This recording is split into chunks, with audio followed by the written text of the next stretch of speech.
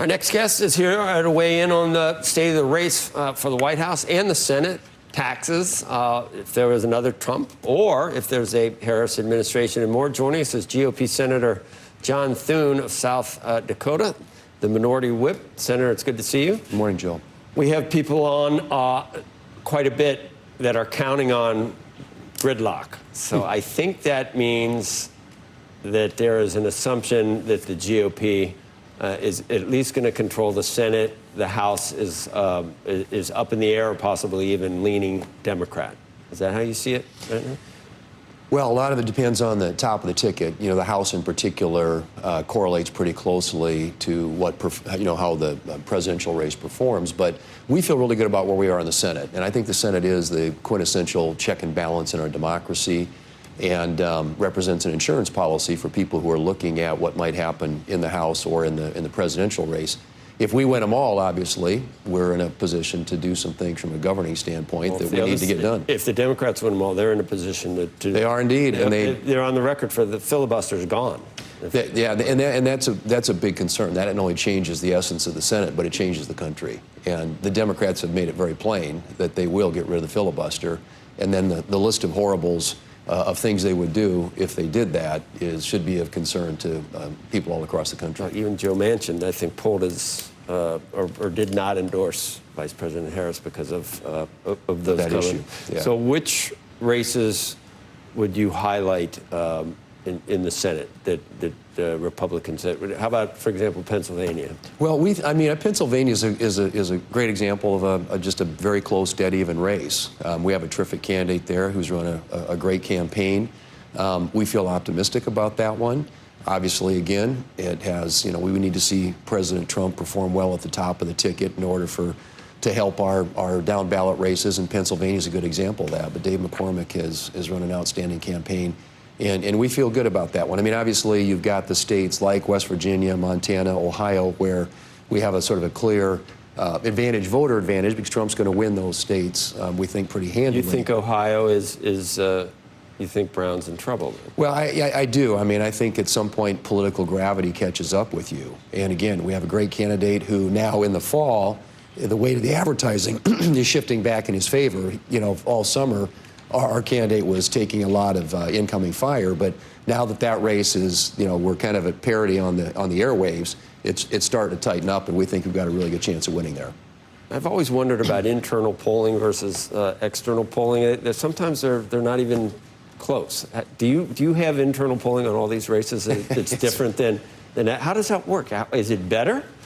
Well, I think it's more accurate. I mean, obviously, your polling as a candidate is consistent over time. You use the same pollster, same methodology, same screen in terms of how which voters you're trying to reach and to acquire information. So I would rely more on that research. I think the public polls vary depending on the pollster and how they approach it, what their methodology is.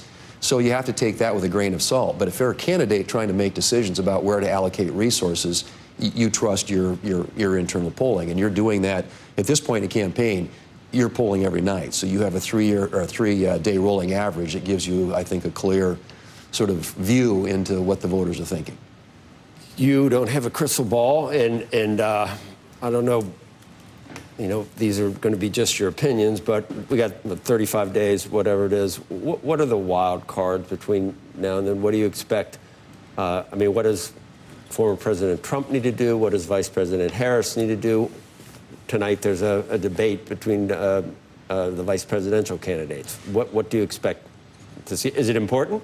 Well, I think it is. Obviously, a lot of people will be paying attention to it, and I think that what we need to do is we've got to prosecute the issue set. The issue set is very favorable to us because that's inflation, that's a broken, open southern border, that's global instability. I think that the Democrats have to own those issues, and certainly tonight, Tim Walz, as his, representing the Biden-Harris administration, will have to answer, I think, some very hard questions about that. The Democrats obviously are going to want to shift and pivot to other issues that don't involve having to defend their record on 20% increase in groceries and 40% increase in energy, which I think is hitting the pocketbooks of a lot of Americans, and that in most cases is the issue on which Americans vote. So if the Republican candidates, and the president, the vice presidential candidates on our side, can prosecute that case over the course of the next 35 days, I think we have a really good chance of winning. If the Democrats can divert and distract away from that, that's obviously got to be their plan. Do you think that, well, I think perhaps tonight we see some pretty effective prosecution of that case from Senator Vance. We'll see. I don't know. The moderators there might be a few abortion questions, I would think, from him, and probably some cat lady questions. What is it, CBS? Which is it? I don't know. I think it's CBS. I think it's Margaret Brennan. It's Margaret Brennan and Nora O'Donnell. Yeah. Yeah. So we'll see. I can't be worse. Couldn't be worse than the last. But what can Trump stick to the message? I guess that's where my question was. Can former President Trump prosecute that case? I think J.D. Vance will prosecute it very effectively, but President Trump does seem to get bogged down in some, I don't know, retribution or things that happened in the past, the last election. I think he's got a case to make that sometimes it's hard to get through all the other stuff. Well, he has a case to make. J.D. Vance will make it very well tonight, as you point out. And whether or not the moderators, I mean, obviously they're going to try and hit him on issues where they think he'll be on defense, but he will be very effective. He is articulate, he is smart, he understands what's at stake in this election and how to talk about the issues in a way that resonates with voters.